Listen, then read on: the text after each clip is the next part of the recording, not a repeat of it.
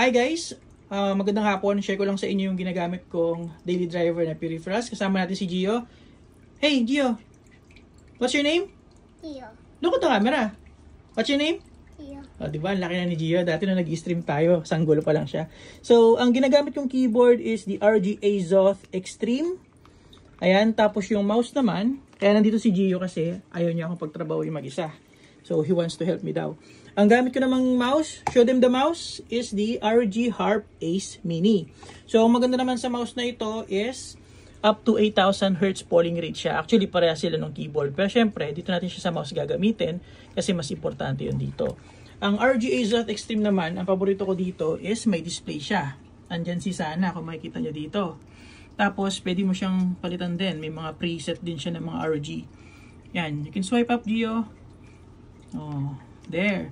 Tapos may knob din siya dito. So may volume adjustment, multimedia, brightness, and everything. Tapos pagka dinoble tap mo siya, lalabas yung ibang mga stats. Sa sobrang kunat ng battery nito guys, multiple weeks.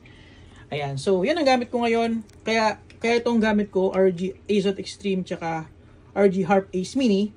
Kasi sobrang reliable nila. Hindi ako nagkakaroon ng problem, especially for competitive gaming. Alright, so say bye-bye Gio! Bye. Love you! I love you.